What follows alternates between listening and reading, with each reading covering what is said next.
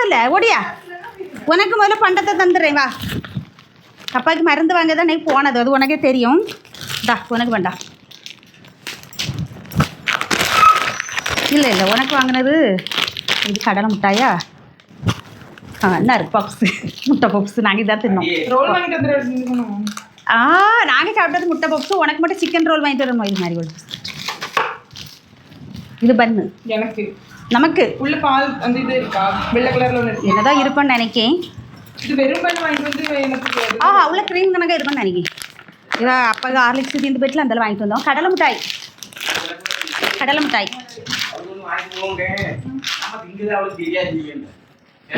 என்னது நீங்க சாப்பிடுறது எனக்கு தெரியுதா? தெரியுமா செய்யணும் கேட்டீங்களா? எதுக்கு அவங்க வாங்கிட்டு போகணும்? நல்ல போட்டு கொடுங்க.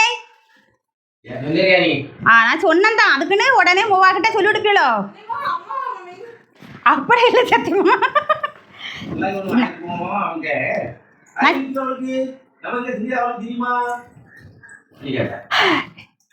பாருங்க எங்க வீட்டுக்காரர் தான் எனக்கு எனிமி, வேற யாரும் கிடையாது. நான் உனக்கு ஒண்ணு எனிமி இல்லாட்டி நான் ஜாலிக்கு தான் அது சொன்னேன். வாங்க நீங்க வாங்கின வேலை வாங்காதங்கன்னு கூர்க்க விழுந்து செருத்தனோ.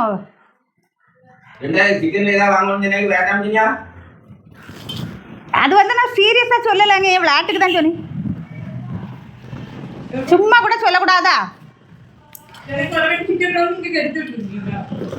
சிக்கன் ரோல் ஏன்னா நம்ம வீட்டில் இன்னைக்கு சிக்கன் தான் சாப்பிட்டோம். நான் 7up கிடந்துண்ணா. நான் சத்தியம் நான் 7upண்ணா.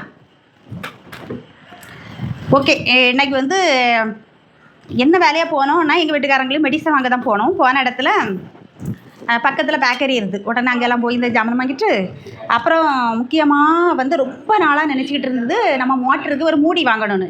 அதையும் இன்றைக்கி வாங்கிட்டு வந்துட்டோம். பார்த்து ஏங்க அது எவ்வளோ ரூபான்னு வாங்கினா?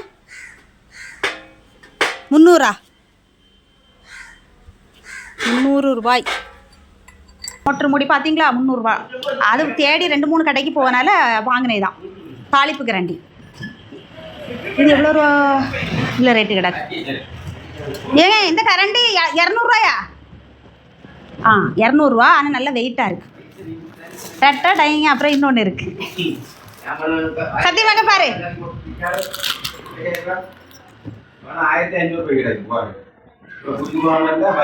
நான் சொன்னேனா வரலன்னு?